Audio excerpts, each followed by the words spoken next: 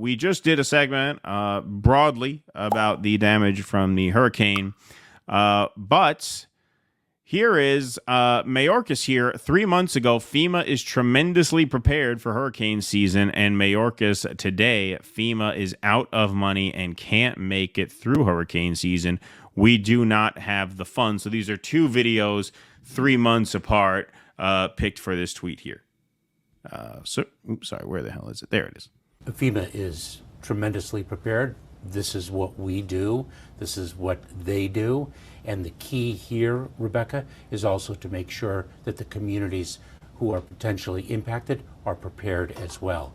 And it's not just hurricanes and wildfires, also extreme heat, which certainly some parts of the United States are already experiencing. Secretary Alejandro Mayorkas sounding the alarm on FEMA funding right after the devastation of Hurricane Helene. Listen. We are meeting the immediate needs with the money that we have. We are expecting another hurricane hitting. We do not have the funds. FEMA does not have the funds to make it through the season. All right. So there you go. That's right, folks. America, Alejandro Mayorkas, this is the Secretary of Homeland Security, warns FEMA doesn't have enough funding to last through hurricane season.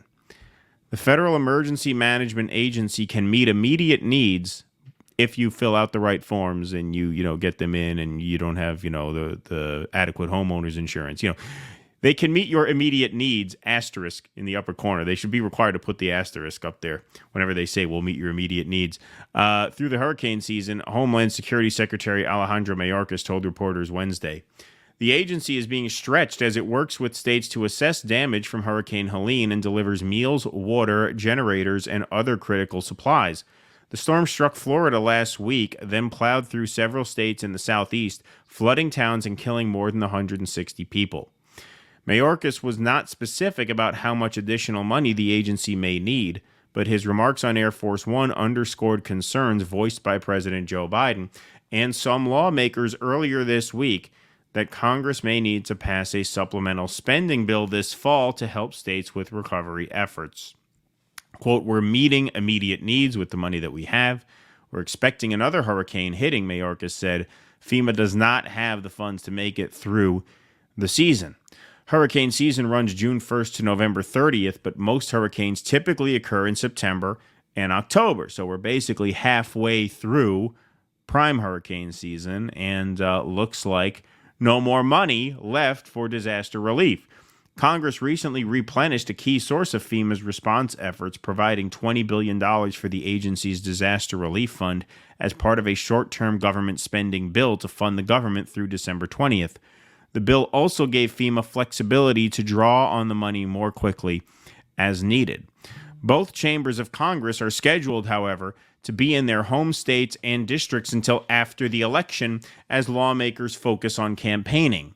House Speaker Mike Johnson from Louisiana gave no hint he was considering changing that schedule during a speech on Tuesday.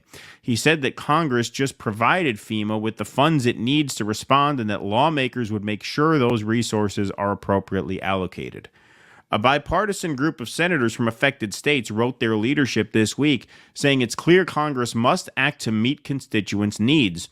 They said that may even require Congress to come back in October ahead of the election. Mayorkas made his comments as Biden and Vice President Kamala Harris fanned out across the Southeast to witness the damage from the hurricane and seek to demonstrate commitment and competence in helping devastated communities. Biden is heading to North and South Carolina, while Harris is going to Georgia. More than 150,000 households have registered for assistance with FEMA, and that number is expected to rise rapidly in the coming days, said Frank Matranga, an agency representative.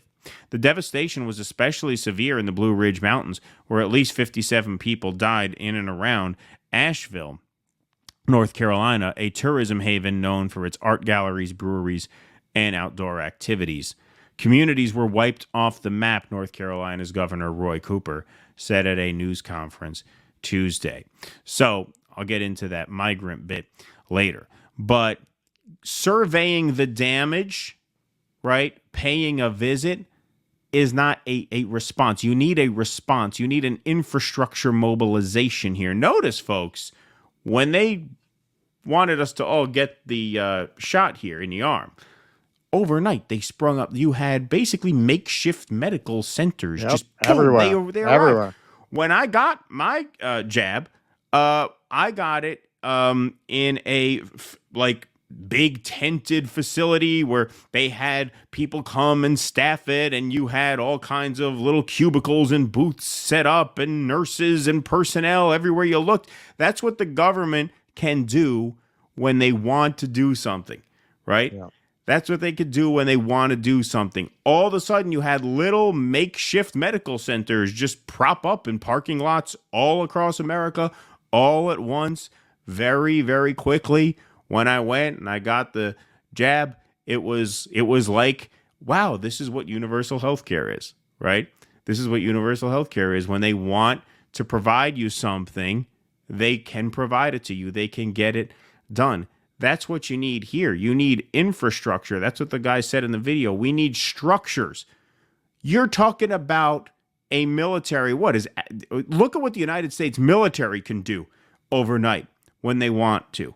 Look at the funding that goes out the door to build military bases all around the world. Look at what they can do very quickly and very powerfully when they want to. And look at the line of bullshit they give you when their own people are drowning in towns that have been destroyed, buried under rubble. Well, we don't have the resources to make it through the season. That is a telltale symptom of a dying empire, right? When your country has outstretched hands all over the world to do all kinds of horrors all over the world, a seemingly infinite money supply for that. But when a disaster strikes, the Federal Emergency Management, they can't get it together to do what needs to be done, to at least get people out, to get people found. They can't mobilize on that level here. I mean, that is a dying empire. That is Exhibit A. Well, that's what they mean when they say the system isn't broken. It's functioning exactly as it was designed to function. Right. At this point, what Eisenhower warned us of, that there was a military-industrial complex that was a great danger to the nation. We are living in that reality. We can see it very clearly at moments like this, that at this point, the government is run on behalf of the military-industrial complex, and financiers, shareholders, corporate entities that rely on America's ability to force other countries to do our bidding in regards to resources, in regards to favorable trade policies, so that they can have their run of the planet. That is what this all goes back to. This is why they never want to shut down bases. This is why they never want to bring troops back. They are there to force other countries to execute our will for the profits of our investor class and our wealthy class. That's what this is all about. The American people, they're incidental. The only thing they want from the American people is because the country was nominally founded on the premise that people get to vote. They need them to vote so that their wing of the investor class will be in charge. So again, that was something we talked to Caleb Maupin about, Yankees versus Cowboys. You have the more Rockefeller Republican wing represented by people like Nancy Pelosi, who tend to be more the Davos social liberals, climate change people. And then you got what Trump represents, the more mining, oil, kind of more analog, old school, rip shit out of the earth and build things kind of people. And they're just, they just fight every 4 years over who's going to have access to the most graft money. Right. Exactly. Please clap.